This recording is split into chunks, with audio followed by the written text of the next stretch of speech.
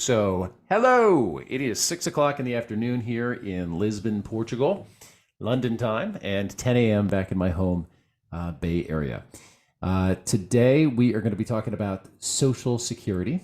I know we're going to set the world on fire. But believe it or not, it is a super important topic. And so I am excited.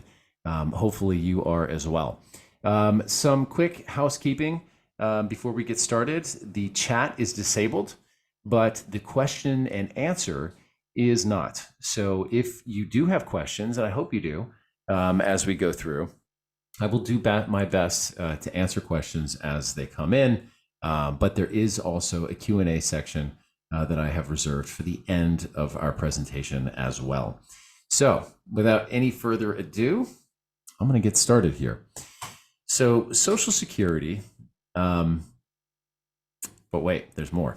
No, I need to remind you that this is, of course, a presentation being made by a financial advisor. However, I may not be your financial advisor. If that's true, then we need to make the disclaimer that these comments that I'm about to make are made for educational purposes only, as they say. They should be highly accurate and researched. However, the disclaimer stands. So let's now, I think, remind you that we are going to be getting a YouTube channel posted. In case you would like to go back and replay any of what we're about to present to you, we will be posting this video in its entirety at our YouTube channel. And this page is empty because this is the first time that I'm doing this. Hopefully the feedback will be good and we can do this some more. In case you don't know me, my name is John McNertney. I'm a certified financial planner from the Bay Area. I was actually born and raised in San Francisco, California. And about 4.5 years ago, my lovely wife and I, but really she's the brains behind this operation, moved to Lisbon, Portugal. This was a work assignment that, like so many other temporary assignments, got put on hold during the COVID pandemic, and I fell in love with life in Portugal. So I maintain homes both in Lisbon, Portugal, and in the Bay Area, but I am most of the time in Portugal. Sorry, USA, I'll be back. But that is what I do. I've been an advisor for about 16 years, and my passion is helping people to solve problems. And I'm talking about money problems. You'll see here that I have a degree in psychology, but I did not decide to move forward with psychology for the simple reason that I am not emotionally strong enough to help people through personal issues. I'm great at solving financial issues. So that, I think, is me. I have one partner. His name is Ryan. Ryan Ahrens is the other half of Green Ocean. And he is most often found back in our San Francisco offices, creating exotic investment approaches and things of that nature. And so that, I think, is all we need to say on that. So today's outline is all based around Social Security. I believe that it's important to give a quick primer on what is Social Security. Should I include Social Security as part of my integrated retirement income plan? Of course. The status of the trust fund, how funded is the trust fund, and maybe can we trust it? When do I begin vesting in Social Security? How do taxes work on the OASDI and your earned income? What qualifies as your full retirement age? How is your benefit calculated? How to check your vesting status and estimate your benefit? What happens when you work between the age of 62 and when you finally do retire and you take your benefits early? So, what kind of taxes or reduction in benefits will you see if you take that route? What about spousal benefits? What about them? How do I actually apply to take my Social Security benefit? When is the right time for me to take the Social Security benefit, and what factors you may want to consider? Social Security for Americans abroad. What are the special considerations for those of us that live outside of the U.S.? How can I receive Social Security if I'm not in the U.S.? How do I get that payment easily over into my foreign bank account?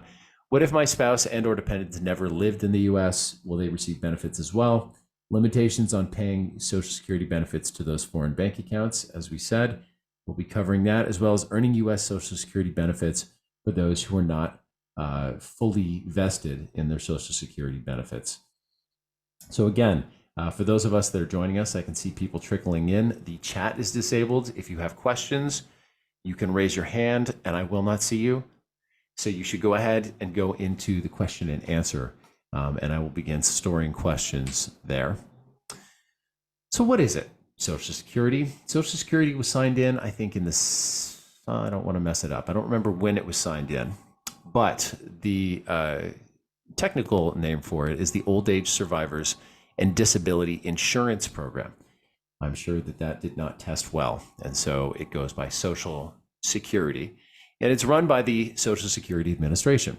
The benefit, of course, is an income stream that's paid to you and to your spouse and possibly others that are dependent upon you under certain circumstances for as long as you both live. Social Security is known as an earned entitlement. And so it's not income or means tested. In other words, there are a number of programs like food stamps, like Medicaid, for which you must test below a certain threshold, usually below the poverty line.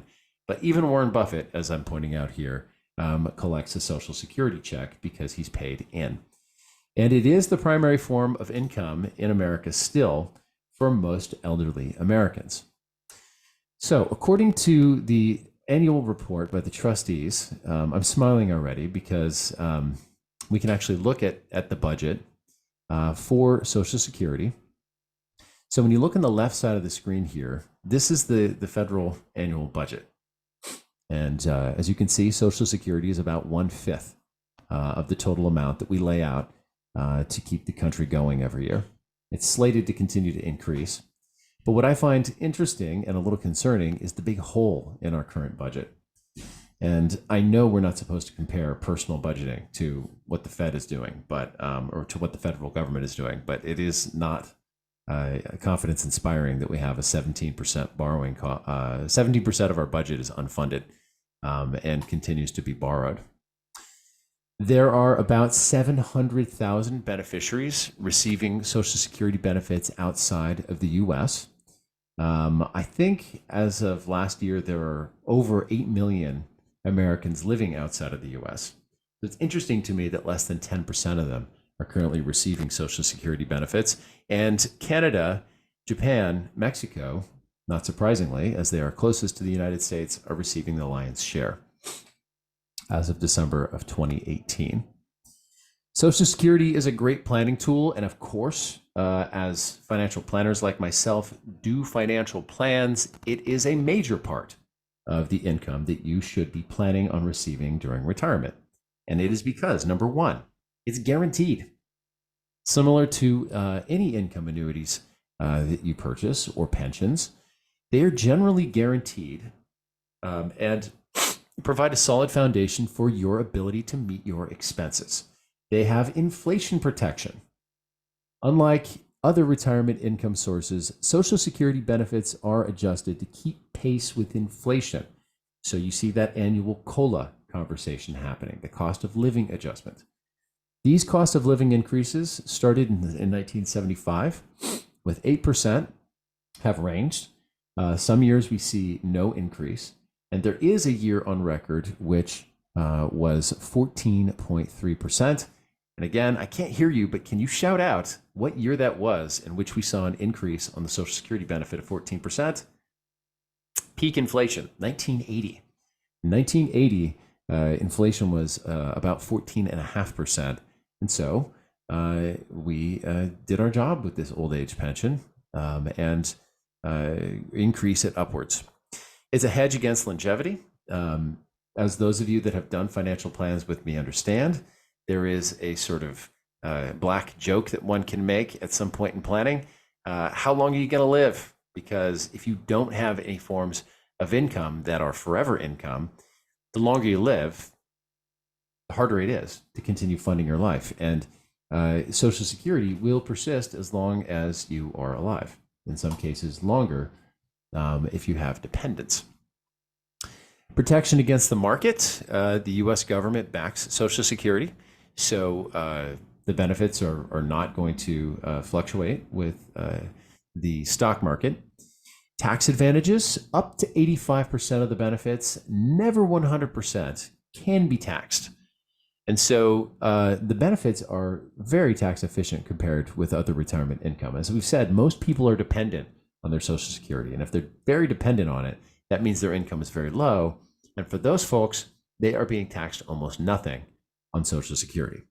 And there are risk-free increases. If you can delay taking benefits past your full retirement age, you're going to get a bump up for every year that you wait.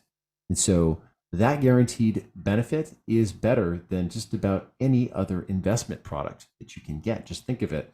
Any investment that you could get an automatic 8% step up in your annual benefit, it's a very good, sure thing that we just don't have enough of in this world.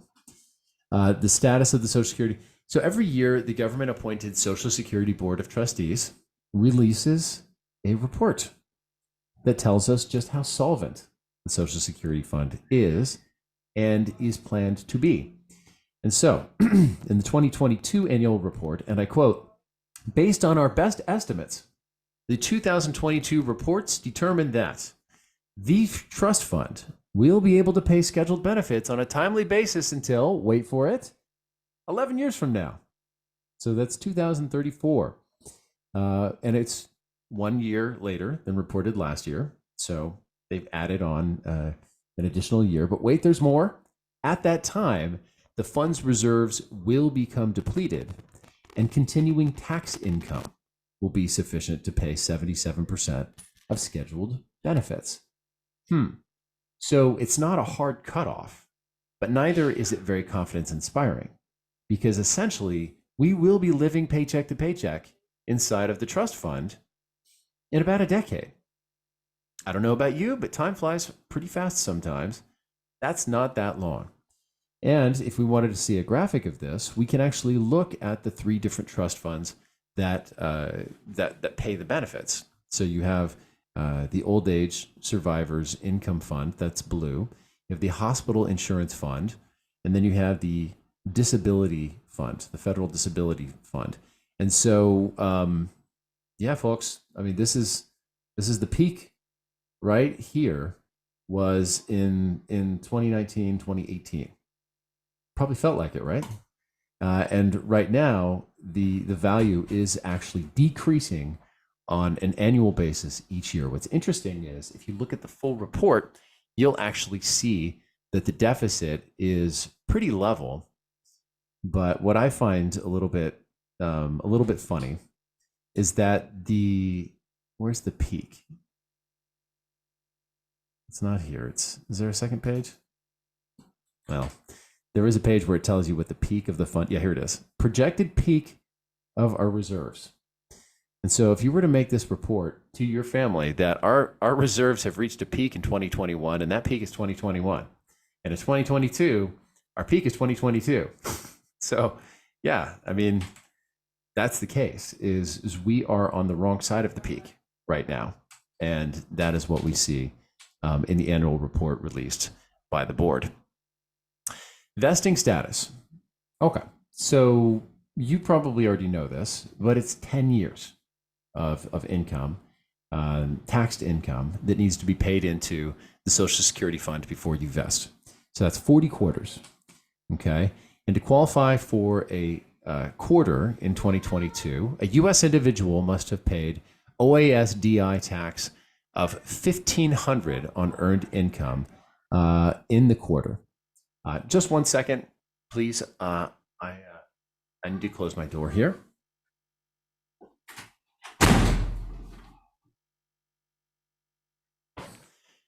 To qualify for a quarter, you must have paid, all right, we already said that. Basically, you have to be making $6,000 per year.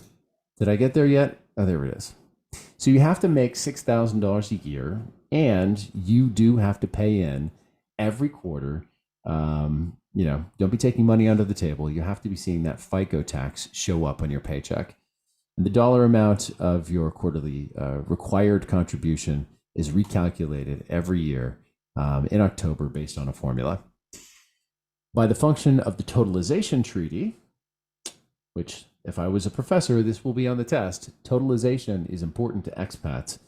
It's possible to only work for a year and a half in the United States before you leave the US and receive a full benefit. Let's see here. Just going to check and see. I'm not sure if I'm seeing any questions. There we go. Good. No open questions. Now I know how my college professors always felt when they stared out and I was sleeping. During your working years, a tax of 6.2% is paid by employees and employers each up to the Social Security wage base. So the wage base is $160,000. So if you're making $160,000, that is 6.2 and 6.2 for 12.4 that is being paid in on behalf of the individual. So about $9,932 is going into the program, and the employer is kicking in the same amount. So every person is paying around $20,000 if they make up to the cap, and then relatively less. Oh, that's a good question. I got a question from a business owner.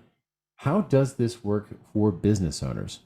Well, that is a very good question because for business owners, you are paying both sides of that equation.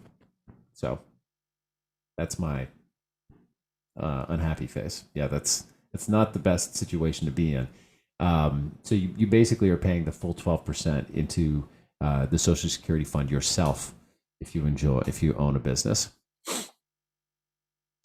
Full retirement age, I think you probably know this one, except that it is different depending on who you are. The full retirement age, by definition, is the year that you are qualified to receive your full Social Security benefit.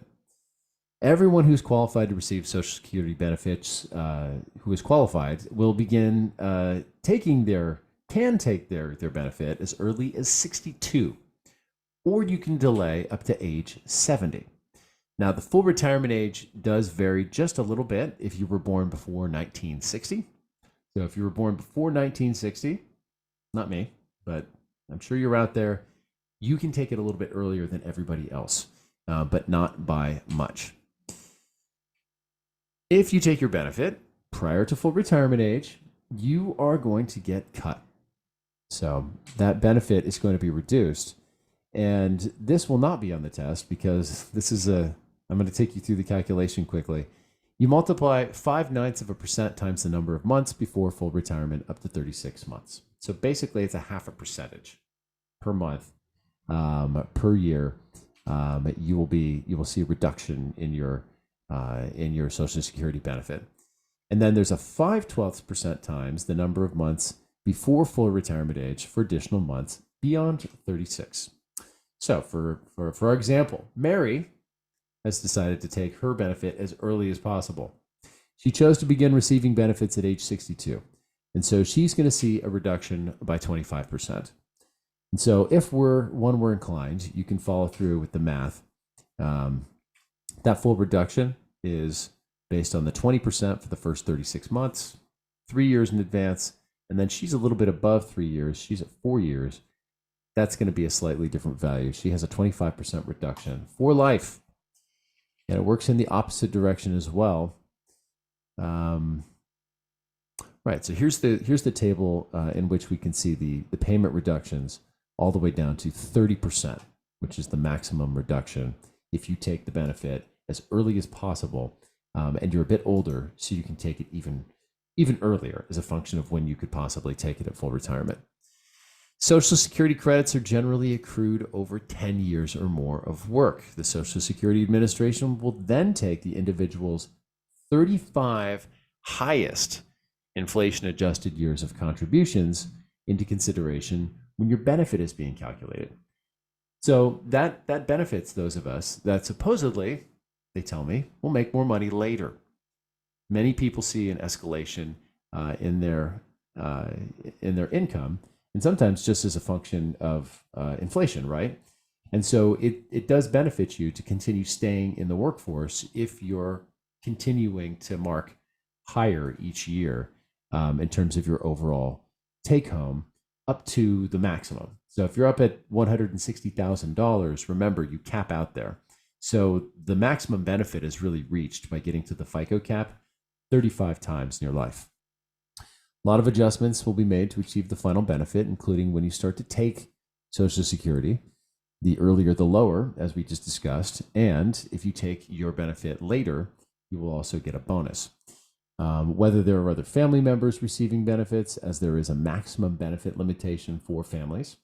If there are spousal benefits, if there are disability benefits being paid out on behalf of others, there's going to be a formula that restricts the full value, the maximum value of your Social Security benefit. And if the individual is receiving any pensions through employment that is not covered by U.S. Social Security, such as U.S. government work or foreign jobs, which there are various jobs, for example, with the UN. I have some clients at the United Nations. There is a giant tax offset for these folks, and that does bite a little bit into their maximum benefit later as well. Also teachers, because teachers make so much money, they can't possibly need any more money during their retirement. That was a slight joke. But yeah, if you have a job where you haven't been paying into the Social Security fund, that will, of course, draw down on the amount you ultimately receive. So although the Social Security Administration calculates this benefit, it's helpful to know the basics of how the calculation works so that you can understand how additional payments into the system will affect your benefit. And the computation is only two parts. So you compute your average indexed monthly earnings, and then you compute the primary insurance amount based on that. That's as far as I'm going to take us today. I don't think that most of you want to go there, but I am going to provide you with this deck, and I have linked you over and into that calculation, so you may play with it in your own time. You can also check your vesting status at any time by going to the Social Security website, My Social Security. I love how living in the internet age, even the government is giving cute names to things. At the My Social Security website, you can estimate your retirement benefits at any time. We got another question? No. This is tricky to do outside of the U.S. So if you have not already created an account with the My Social Security website, it can be a little bit difficult. You can't do it online if you do not have a U.S. address.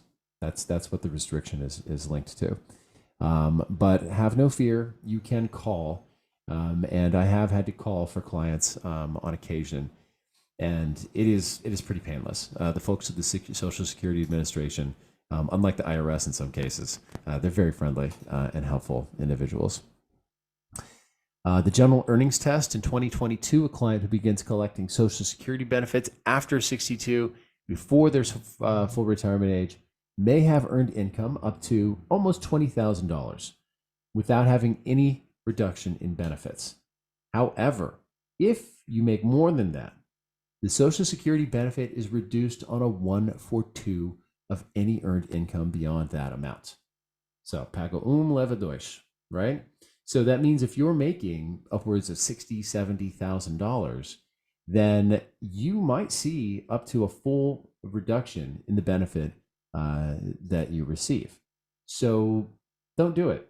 I mean, I think the thinking there is to discourage individuals from trying to really max out their income, right? By taking early full retirement or early retirement and continuing to make money. That's not an incentive behavior. If you want to later, you can use my handy dandy chart. This will indeed take you through and help you understand to what extent your benefits will be curtailed as you head towards. Oh, we've got a good question here. At what age does the Social Security benefit converge? If the benefit was taken at 62 compared to taking it at 67 if born in 1960? That's a good question. So the benefit converges. That is math and is eminently doable. That's a good question, Dean. So what Dean's asking is what's the is this the right term for it? The drop dead date? No, it's probably not the right term for it. But there is an age beyond which it makes more sense to wait on the head of every period of time that you wait for. So the question is, if I wait until I'm 67, how long do I have to wait before I have as much benefit from my 67-year-old benefit than from taking it at 62? And then further, you can ask, if I take it when I'm 70, okay, sure, the benefit will be higher, but how long do I have to live before the net value of all those payouts is the same or greater than if I were to take it at 67? And that's math that I do for every individual. It's different for every individual when we do financial planning, but it tends to be somewhere in the early 80s, somewhere in the 80s, 81, 82, 83. Good question. What about those spousal benefits? Well, this is an interesting thing. So individuals who are 62 or older with spouses who have applied for Social Security benefits will be entitled to their own benefit, or they can take 50% of the claiming spouse's benefit. Has to be a spouse that has claims. Okay. The benefit is based on the earnings of his or her working spouse and when the worker applies for and collects their own benefit. So a working spouse can collect a spousal benefit when his or her spouse applies for and collects the benefits, if half of that benefit is greater than his or her own benefit at the age that they have attained. Spousal benefits do not accrue additional delayed retirement credits if his or her spouse waits beyond full retirement age for the non-working or lower earning spouse. So that means, did I put what that means? The wage earner must file and collect the benefit. Yeah, the earliest it can be done. So basically, if you want to receive your spousal benefit, you cannot do it before your spouse has started collecting their benefits. There was a loophole that a lot of financial planners, including myself, used to educate people around this loophole, which was that you could file and suspend. That loophole allowed you to file at 67. And you filed, why? Because you wanted your spouse to be able to take half of your 67, your full retirement age benefit. They could do that. So if your benefit was 40,000, your spouse could take 20,000. And then you could suspend taking your payments and get additional credits. This was very sneaky because it allowed your spouse to get paid from the Social Security Administration while you yourself were collecting benefit, the 8% annual bonus. And then at 70, you hit the button, you start taking an additional amount. Your total Social Security draw was increased by a certain amount. That has been closed because people were abusing it. It's not great. So that is just what you need to know about the spousal benefits. Interestingly, in 2013, there was a court decision at the Supreme Court that struck down the Federal Defense of Marriage Act as it pertains to the Social Security benefit. So that original language was written as a union between a man and a woman. And so that is no longer part of the test for being a recipient of Social Security. So the Social Security Administration processes spouses' claims involving same-sex marriages under the existing rules for heterosexual couples. Pretty cool. The Social Security Administration has more information on the website at the creatively named same-sex couples. So check it out. How do I actually apply to take the benefit? This will just cover the mechanics. Several factors to consider. So first of all, a higher earning spouse can choose to delay their Social Security to maximize the benefit. If you haven't done these calculations, see your financial planner. You can look at your family health history. If you have some questions, see your doctor or your family. Why, you might ask? It's because, of course, if we know that we may live a shorter life, that may indeed factor into the decision of whether to take your full retirement benefit. Or not full, but to take your benefit early, of course. Need, no surprises there. if you have gaps in your budget and you must retire, of course, you should take your Social Security benefit. Earnings potential from age 62 to full retirement to age 70. All this is saying is that due to the reduction in benefit that you will be penalized with if you take your benefit and you earn good money. Think about that before you go ahead and hit the button on taking your Social Security benefit and other retirement savings. So this is, again, a question that I get during financial planning engagements. If I have savings, should I just wait to take my Social Security? And oftentimes the answer is yes. Although how you feel about it is, of course, a factor as well. And many people feel better about their budget that they're running if they take Social Security early. We also have to consider that the benefit might be curtailed in 11 years. So there's a lot of other factors at play. And so I think that's just about all I can say about that. Now the interesting stuff. So let's say you have either already decided to move or you are living abroad. Do you get to participate in Social Security?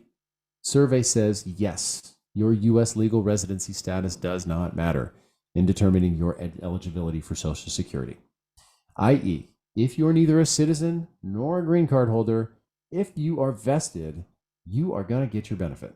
So let's say you were you had a green card and you worked in the U.S. For 10 years, you faithfully paid in, you indeed will be able to qualify for the Social Security benefit. Many Americans in the U.S. or overseas are married to someone who may or may not have worked in, lived in, or even visited the U.S. Do they get the benefit? If the U.S. citizen spouse is eligible for Social Security, their non-U.S. citizen spouse is often also eligible for spousal benefits, even if they've never lived in the U.S. However, the rules pertaining to the spousal Social Security benefits should be verified, as they're different from country to country in which the foreign spouse is a resident or a citizen, and we're going to get into why right now.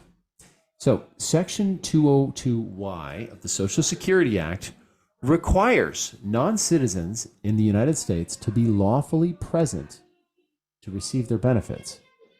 Under the alien, I'm an American living in Portugal. If I go for PT citizenship, can I still get Social Security? So this was a question, great question, Kelly. There are certain penalties that we will not get into today that will start applying to Portuguese citizens. However, Social Security is not going to be penalized in any way, shape, or form. You must be lawfully present in the U.S. to receive benefits. Under the alien non-payment provision, a non-citizen's benefits are suspended if he or she remains outside the United States for more than 6 consecutive months, unless one of several broad exceptions, is met, or if he or she is a resident of a country with which the United States has a totalization agreement. And Portugal has a totalization agreement with the U.S. So yes, the totalization agreement can be easily overlooked, but it is so important. Table 2 goes on to state that additional residency requirements for alien dependents and survivors outside of the United States, that a spouse, divorced spouse, widower, etc., must have resided in the U.S. for at least 5 years, and the spousal relationship must have existed during that time. A child must have resided in the United States for at least 5 years as a child of the worker, and the worker must have either resided there or died while residing in the U.S. An adopted child must have been in the U.S. living with their parent, and exception applies if a given country has a totalization agreement with the U.S.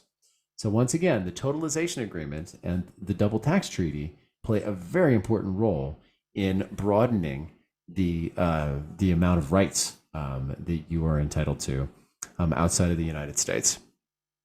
Paying U.S. Social Security benefits to foreign bank accounts could not be easier. In 2023, you can use the International Direct Deposit System. It's available for those living outside of the U.S. and no longer have a U.S. bank account. Again, if you are one of my clients, I've said it's still useful to keep that savings and loan account in the US, but you can still get your Social Security department. And there's even a handy dandy form. Look at that, for Portugal online. So you can go ahead and set up your direct deposit. Now, there are certain restrictions that apply. If for some reason you live in North Korea or in Iran, and I think still embarrassingly Cuba. I don't know why we still hate Cuba, but the other ones, if you're listening to this transmission, then I would be very surprised as well. So there's your direct deposit to your Portuguese bank account.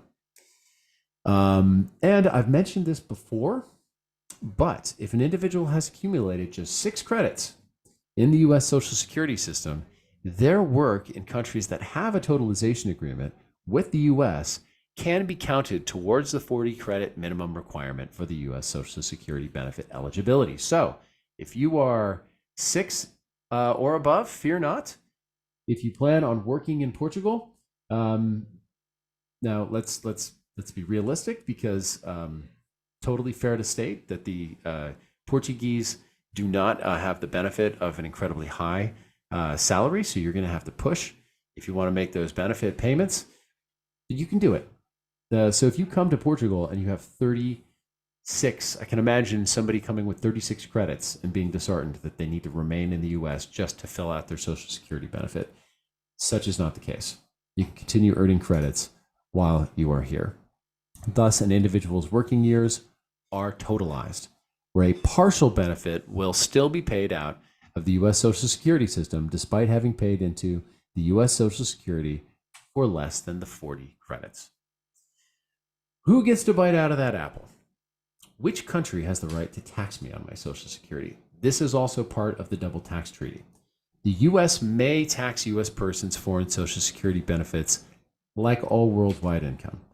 The U.S. retains primary taxation rights on U.S. Social Security regardless of where the U.S. Social Security recipient is located, excluding Italy for some reason. You cannot get to my anyways, I'm not going to do that. Sorry. Our double tax treaty specifies that the source country of the Social Security pension retains taxing rights. Thus, only the U.S. can tax U.S. Social Security, and only Portugal can tax the Segurança Social and the disability pensions that one receives in Portugal. So that is the dividing line. The home country can tax their benefits. Under current rules, if you are a U.S. citizen and therefore remain a U.S. tax resident in Portugal, your Social Security tax will be taxed at progressive rates in the U.S. under the same rules as apply to those living in the U.S. If you're no longer a U.S. tax resident when you collect Social Security, the U.S. will withhold at the rate of a flat 25.5%. And there will be no need to file a U.S. tax return. Hooray. If the two rules remain as they are currently, you probably will end up paying less taxes as a U.S. citizen than as a non-resident alien. So this is the situation for individuals that are either expatriating, giving up their green card. What's happening there? You're still getting your Social Security benefit, but you will get 74.5% of the benefit instead of receiving all of the full benefit, because the government just doesn't know whether they're going to get you to pay taxes at all. So I'm heading on to the final stretch here, and I think that's kind of good because I haven't been talking too fast or slow. So financial planning considerations. These are just some thoughts that I have at the end of the day. Benefits play, of course, a significant role in retirement planning. They are crucial, of course, when you think about how your budget is going to work from year to year. It's important to consider timing.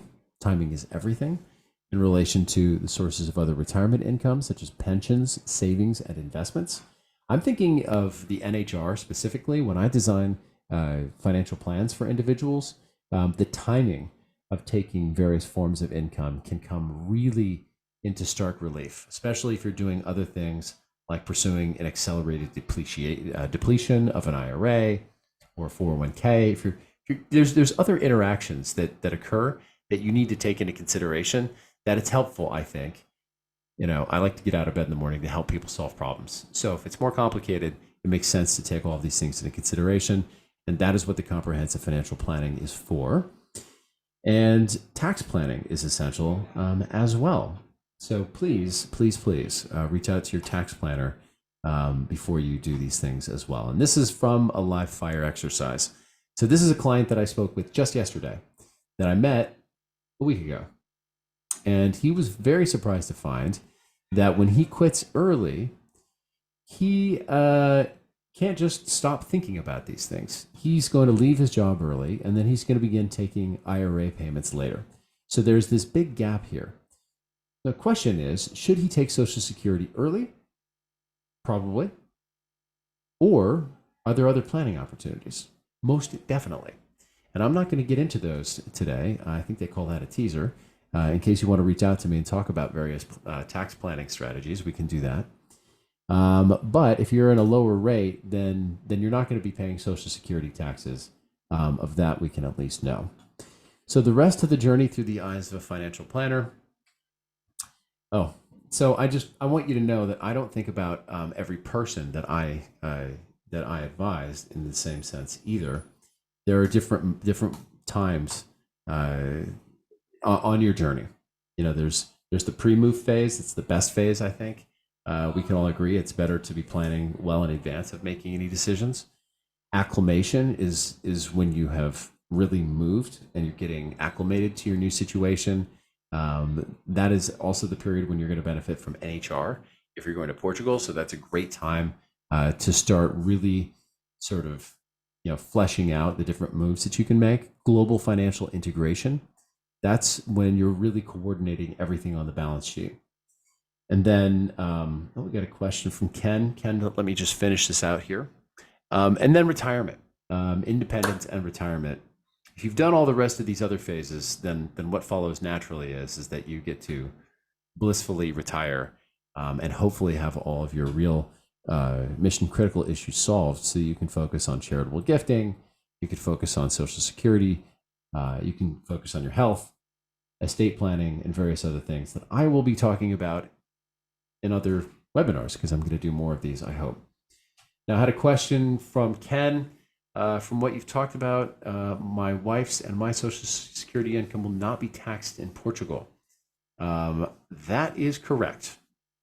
That is correct. You're going to be taxed by the U.S. government forever on that income, Ken. Where can I learn more? Well, you knew I was going to say this, guys. Go to the website. I'm going to start putting all of these webinars into blog form and putting them onto our website. I haven't done it yet. So if you'd like to get the early copy, you can go ahead and email me. I'll make that kind of a doorbuster gift for those of you that have come today. And you can talk to me for 15 minutes if you really want to. So the conclusion, I think, is just restating some things that I've already said. Of course, it's vital. Of course, there are factors which offset this. I got a question here. Oh, sorry, Jen. Thank you for raising your hand, by the way. That was a great use of the interface. We both have defined benefit pensions from our pre-retirement employers. Are those pensions going to be taxable in Portugal? I'm going to switch over to the last page here because we're in Q&A now. Defined benefit pensions. These pensions are going to be taxable. That's another question from Ken. That's a great question, Ken. So the government retains their right to tax the income, but with defined benefit pensions, private defined benefit pensions from pre-retirement employers, those will be subject to taxation in Portugal. And I will put an asterisk next to the next statement because I need to check with the tax planner on this. But my understanding is that under NHR, they will not be taxed. But after NHR, you are going to be taxed as a foreign pension because that's what it is. It's going to be a foreign pension, which will be taxable in Portugal, but under a very reduced tax regime. Scott, it's my understanding that Portugal taxes at 10% under NHR. So it is taxed in Portugal, but paid to the US. That I have heard as well. And so, again, I need to asterisk this that I am a tax planner, but we need to check with the pros on that one. But yeah, 10% under NHR.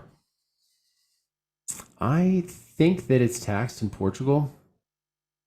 I don't know. It's not. I'm pretty sure that it's not. That the U.S. government is going to tax you. But that doesn't mean that the Portuguese government doesn't tax you 10% also. So that is probably what's happening, actually. Yeah, you're being taxed here and you're being taxed by the US, but your 10% tax here is going to give you is going to give you a credit on your US tax returns. Ken has a question about investment property. I have an investment property in Portugal that in 2 years is going to be paying me a lump sum. Will this have an effect or not on having double taxation relating to our defined benefit pension and the Social Security? That is not a question that I'm prepared to answer. That's a great question for our Portuguese tax pros. As investment property. So you're going to be paying capital gains. And you're going to be paying capital gains here. Now, most assets, when it comes to capital gains, will actually be tied to their country of origin, especially as regards real estate. So my intuition, well-informed intuition, because I've researched this, but I don't want to go on record today, but it is generally tied to the country of origin when it comes to real estate. So you're going to be taxed here. You're not going to be taxed in the United States.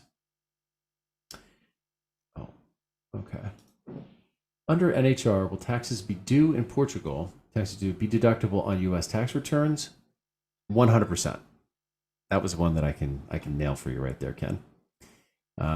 So I'm just clicking off that I have answered these questions live.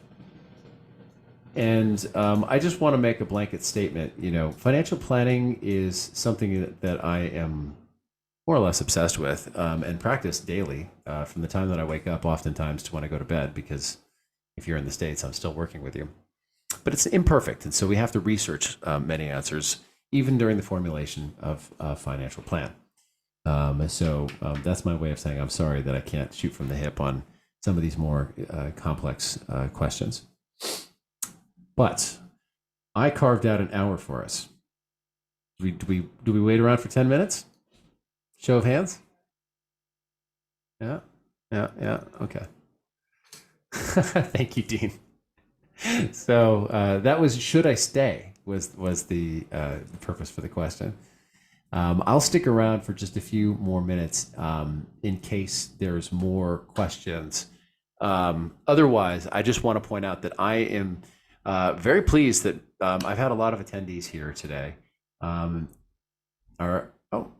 I'll finish my statement. I'm super pleased that we have all of you here. There's a lot of people here. I'm going to do more of these, and so don't worry. You will receive an invite if you're already here. I'm going to attack sort of there's 10 different subjects that I would like to give specific treatment to, and this is just the first of many. After NHR expires, would you happen to know the tax rate on pensions? That, Dean, I do not have at hand. We can probably ask Google or Chatbot GPT, but that I do not have on hand. Normally what I do when I create a financial plan is I double check everything, or I check for the rates and work out the math for people. You don't wing it on taxes. So that is my answer there.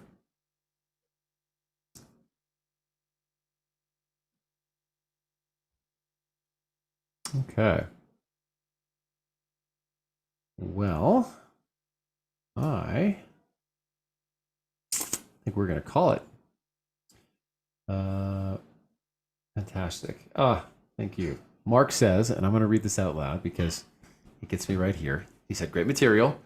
Looking forward to attending additional meetings. Thank you so much, sir.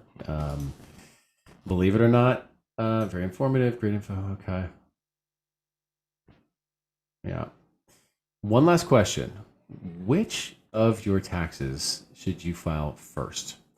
That is dependent on whether you have a business, Ken. If you have a business, you should probably file your tax returns in whatever country that you have your business located, because it gets more complex there. And you should also automatically, well, you're automatically actually, as an expatriate, you are going to be granted a 2 month, that's 60 days only, additional days to file your taxes. So we'll be doing April, we'll be doing June, or May rather, not June. But you should also file for an extension, because why wouldn't you? So I always file for an extension, so I have until October 15th to get this done. Otherwise, I do my Portuguese taxes first because I'm paying taxes here. And then I do my US taxes because I'd like to know what the credit is that I'm going to be using on my US tax returns. That's what I do. Hopefully that helps. Okay. Jason, don't ask me that here, okay? He says, how can I move my investments to those tax haven countries? You don't. That's the answer. But yeah, there are some alternative strategies. Those are going to be in the advanced class, so we won't be talking about those today. But I do have some interesting thoughts to share on that subject. But I will wait for a more appropriate venue. I think today we are at the end of Social Security. So, all right, guys, this has been real.